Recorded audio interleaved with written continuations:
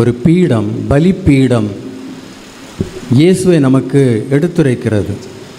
நீங்கள் பார்த்திருப்பீர்கள், குருவானவர் திருப்பலி ஆற்ற இங்கே வரும்போது, அவர் இங்கே வந்ததும் முதலாக அவர் என்ன செய்கிறார்? பீடத்துக்கு முத்தம் செய்கிறார். ஏன்? பீடம் இயேசுவை எடுத்து காட்டுகிறது. 5 வகையான இயேசுவின் பிரசன்னம் திருப்பலியின் போது. குருவில் பிரசன்னமாயிருக்கிறார், பீடத்தில் பிரசன்னமாயிருக்கிறார், திருச்சிலுவையில் பிரசன்னமாயிருக்கிறார், இறை வார்த்தையில் பிரசன்னமாயிருக்கிறார், மக்களிடம் பிரசன்னமாயிருக்கிறார். பீடம் மிகவும் சிறந்தது. ஏனென்றால் அவருடைய பலி இங்கே செலுத்தப்படுகிறது. இந்த பீடத்தில் தான் இயேசுவின் உண்மையான உடலும் இரத்தமும் இந்த பீடத்தில் நமக்காக படைக்கப்படுகின்றன. இயேசு கல்வாரியில் செலுத்திய அந்த பலி இங்கே நிறைவேற்றப்படுகிறது. எனவே இது தூய்மையானது இந்த பீடம். அதனால்தான் இதை திருத்தைலம் பூசி நாம் இதை அர்ச்சிக்கின்றோம்.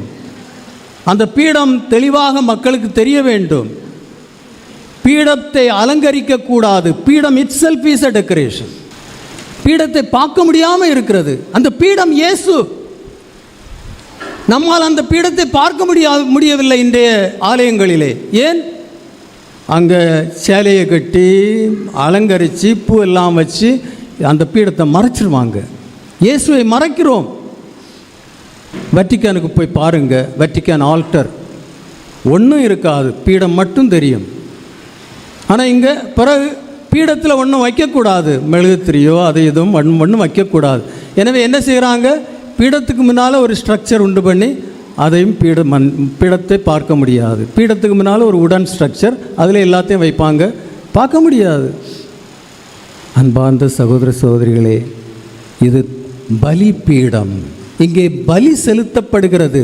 இங்கே நிகழ்ச்சி நடக்கவில்லை, இங்கே கொண்டாட்டம் இல்லை. இங்கே இறை இயேசு நம்முடைய பாவங்களுக்காக பலி செலுத்துகிறார். இது பலிப்பீடம். அந்த பீடத்தை பார்க்க வேண்டும், பலியை நாம் நினைக்க வேண்டும்.